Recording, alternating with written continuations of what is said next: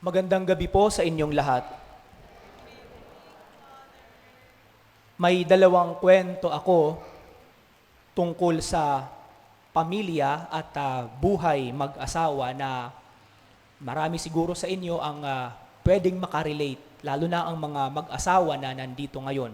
Ang una po, noong nakaraang Holy Week, pagka-uwi ko sa aming probinsya, nagkaroon ako ng pagkakataon na makapag-concelebrate sa isang misa ng isang mag-asawa na nag-celebrate ng kanilang 50 years anniversary bilang mag-asawa. 50 years. At dahil very informal lang ang kanilang reception, nagkaroon kami ng pagkakataon na makasama sila sa isang table. Isang pari na kasamahan ko ang nagtanong sa mag-asawa, ano po ba ang naging sekreto ninyo upang tumagal ng ganon ang inyong buhay mag-asawa? For 50 years, nanatili kayong tapat sa isa't isa. Nakakatuwa and at the same time, nakakagulat ang sagot. Ang unang sumagot yung babae. Sabi niya, alam niyo mga father, hindi kayo maniniwala pero isa daw sa nakapag-sustain sa kanilang buhay mag-asawa ay ang kanilang paghihiwalay lagi. Paghihiwalay in the sense na LDR, kumbaga, ang term sa atin, LDR ang kanilang relationship. Yung lalaki kasi dating OFW, nagtatrabaho sa Dubai. At sabi niya, sa matagal na panahon na siya nagtatrabaho doon, ang kanilang means of communication ay dati yung voice tape daw, tapos nung nagkaroon na ng cellphone na. Pero sabi niya, every time daw na umuuwi ang kanyang asawa, she always make it a point na ipagluto ang kanyang asawa sa kanyang paboritong pagkain. Tapos, lalambingin niya sa paraan na alam niyang magugustuhan ng kanyang asawa. At ikwekwento niya yung mga bagay, mga balita o mga pangyayari doon sa kanilang bayan o sa kanilang pamilya. Kahit sabi niya, napag-usapan na namin sa cellphone na ibalita ko na sa kanya. Yun din po ang sinagawa dalawang lalaki. Pag uwi niya, lagi silang nag-uusap. Sabi niya, nung matapos niya magtrabaho sa Dubai, umuwi na, sabi niya, mabibilang daw sa kanilang bahay na sila ay nanatiling magkasama. Lagi sila naghihiwalay. Dahil yung kanilang mga anak nagsipag-asawa na, I think may isa nasa Maynila, ang isa nasa Cebu, tapos meron doon sa part ng Samar na province. Sabi niya, lagi silang pumupunta sa mga bahay ng kanilang mga anak. Pero, hindi daw sila sabay. Hindi sila sabay. Laging, ang isa pupunta sa isang anak, ang isa naman pupunta sa kabilang anak. Pag nagkikita sila, babalik sa bahay, kinikwento nila, binabalita, ano yung nangyari, ano yung nangyari doon sa bahay, kumusta ang buhay nila. At sabi niya, sa loob ng mahabang panahon, ganun daw ang kanilang ginagawa. At sabi niya, ang isang palatandaan daw ng deterioration ng buhay mag-asawa at ng isang pamilya kapag wala ng komunikasyon ng mag-asawa. Kaya sabi niya, maghiwalay man kami, pero pagbalik namin sa bahay, we always make it a point na magkukwento, pag-uusapan ang mga pangyayari, o di kaya ay lalambingin either ang babae or yung lalaki. Totoo nga siguro ang sabi niya. Kahit long distance relationship, kahit magkasama kayo sa bahay, isa sa palatandaan na hindi na maganda ang inyong pagsasamahan bilang mag-asawa kapag hindi na kayo nag-uusap. Kapag wala ng lambing ang bawat isa.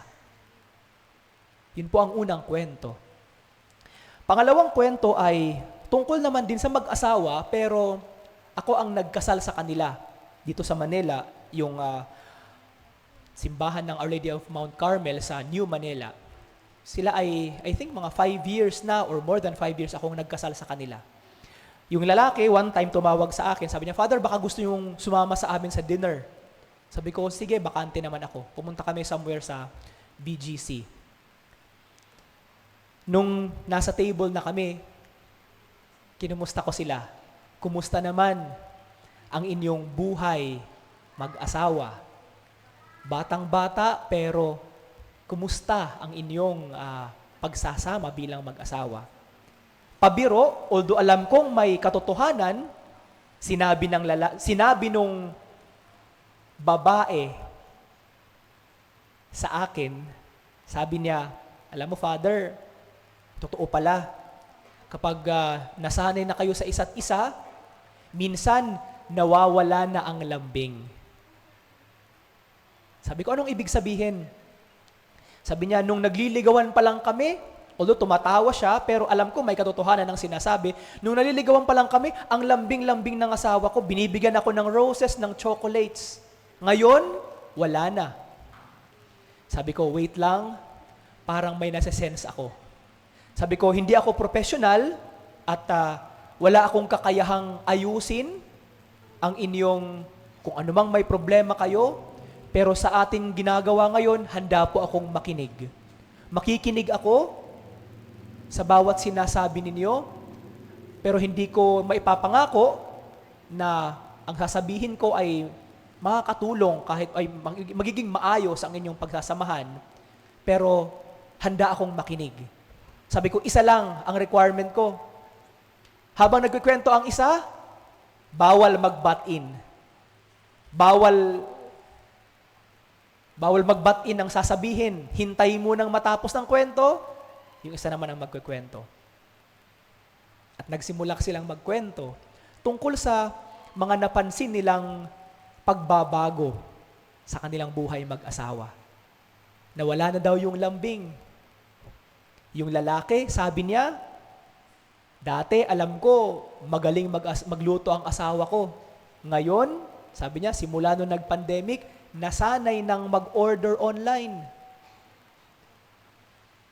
At hindi na daw sila nag-uusap sa bahay. Hindi na daw sila nag-uusap sa bahay. Nag-uusap pero something casual. Pero yung tulad ng pag-uusap daw ng paglalambing nila sa isa't isa, nung nagliligawan pa lang sila, nung bago pa lang sila na magjowa, wala na daw. Nawala na. Familiarity. Totoo nga siguro yung sinasabi na familiarity breeds contempt. Pero si J.K. Chesterton nagsabi, the greatest of all illusions is the illusion of familiarity. The illusion of familiarity. Sa Ebanghelyong binasa, ganun din po ang nangyari kay Jesus nung siya ay bumalik sa Nazareth. Yung kanyang mga kababayan, sa una, nakinig muna at natuwa sa kanyang mga sinabi. Pero kalauna napaisip sila, sino ba ito? Hindi ba ito ang anak ni Maria? Siguro kung pakikinggan natin ang Ebanghelyo, parang wala lang. Sa atin, sasabihin, anak ni Sarah, anak ni ganito. Pero sa panahon ng mga Hudyo, nung first century Jew, kapag sinabing anak ni Maria or anak ng nanay mo, insulto para sa kanila. Dahil ang isang tao, lalong-lalo na ang isang firstborn, binibigyan ng pagpapahalaga at dignidad ang firstborn kapag tinatawag siya sa pamamagitan ng kanyang ama or ng kanyang tatay. Kaya nga, parang ininsulto pa nila si Jesus. Sino ba ito? Hindi ba ito ang anak ni Maria? At hindi ba kilala natin ang kanyang mga kamag-anak, ang kanyang mga kapatid, ang kanyang mga kaibigan? Dahil mayroon na silang iniisip tungkol kay Jesus, para sa kanila hindi ka panipaniwala na ang taong ito magsasalita ng mga bagay tungkol sa Diyos.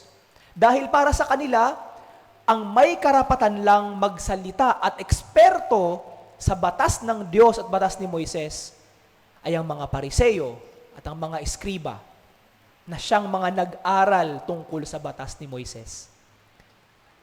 Para sa kanila, hindi ka panipaniwala na gagawa siya ng mga kababalaghan. Magkakapagpagaling siya ng mga may sakit dahil kilala sila at nakita siyang lumaki mula sa kanyang pagkabata.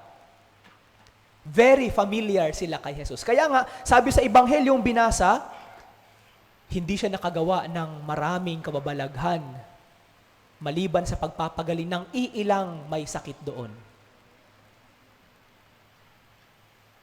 Totoo nga po siguro, kapag familiar tayo sa isang tao, napakahirap paniwalaan ang kanyang sinasabi, o di kaya kung ano ang kanyang maaabot sa kanyang buhay, o di kaya ang kanyang gagawin na kabutihan sa kanyang buhay. Dahil para sa atin, kilala ko siya. Alam ko ang kanyang mga ginawa nung maliit pa siya. Hindi na natin binibigyan ng pagkakataon na magbago yung tao mula sa ating pagkakakilala sa kanya. Yun din po ang nangyari kay Jesus. At minsan po, ganun din po ang ating ginagawa sa Diyos. Although, indirectly, hindi directly. Hindi naman ito sinasabi na, kilala ko na ang Diyos. Pero alam niyo po, indirectly, ginagawa natin yan sa Diyos at sa kanyang simbahan. Sa papaanong paraan? Nung unang panahon po, ilang dekada na ang nakakaraan, kapag may misa, yung mga tao pumipila sa kumpisal bago tumanggap ng banal na komunyon. Dahil para sa kanila, kailangang maglinis muna ako ng aking sarili bago ko tanggapin ang katawan at dugo ni Jesus. Sa ngayon, mas marami nang pumipila sa komunyon, wala nang pumipila sa kumpisal. Gusto kong isipin na baka siguro naging mas banal tayo sa ating mga ninuno. Or baka siguro, sa sobrang pamilyar natin sa Diyos, iniisip natin, alam ko naman na ang Diyos ay nakakaintindi sa aking kahinaan. Alam ko naman na ang Diyos ay mapagpatawad. Kaya okay lang natanggapin ko ang banal na komunyon. Noong unang panahon din, yung mga matatanda na nandito, sigurado ako na naranasan ninyo na kapag pupunta ka ng simbahan, mag-aayos ka talaga. Mag-aayos ka. Yung presentable sa harapan ng Diyos at maayos na pananamit sa harapan ng tao.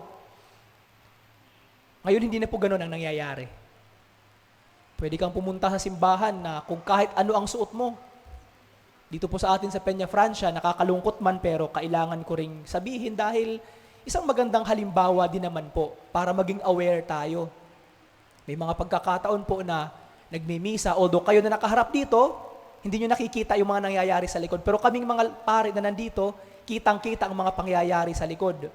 May mga dumadaan, papasok ng simbahan, pawis na pawis pa. Siguro galing mag-jogging or kung ano. Minsan, maaabutan na nagkukomunyon na, tatakbo sa komunyon, hahabol. Tatanggap ng banal na komunyon. Iniisip kasi natin minsan, maiintindihan ako ng Diyos. Mapagpatawad ang Diyos. Naging mas lalong pamilyar tayo sa Diyos. At sa ating ginagawang pagiging pamilyar sa Diyos, minsan nababawasan o kundi man nawawala ang ating respeto sa Kanya. At kapag nangyayari ito, tulad ng mga tao sa Nazaret, nababawasan din ang mga biyaya na ating tinatanggap mula sa Diyos. Iniisip natin, ang Diyos, kapag kailangan ko ng mga bagay, mula sa Kanya, ibibigay niya agad sa akin. At kapag nasa mabuti akong kalagayan, okay lang na isang tabi ko muna ang Diyos. Maiintindihan naman niya. Yun siguro mga kapatid, ang paalala sa atin ng Ebanghelyo ngayon. Ang ating pagiging sobrang pamilyar sa Diyos to the point na nawawala na tayo ng galang sa Ebanghelyo, sa salita ng Diyos, o nawawala na tayo ng galang sa banal na Eucharistia. At ang pangalawa, ang ating sobrang pamilyar sa ating kapwa-tao na madalas ang ating pagkakakilala sa kanila noong maliit pa sila o kung ano ang naging background nila ang nagiging dahilan para matabunan kung anumang kabutihan ang kanilang ginagawa ngayon at husgahan sila Hindi sa kung anong meron sila ngayon, kundi kung ano ang ginawa nila noong unang panahon.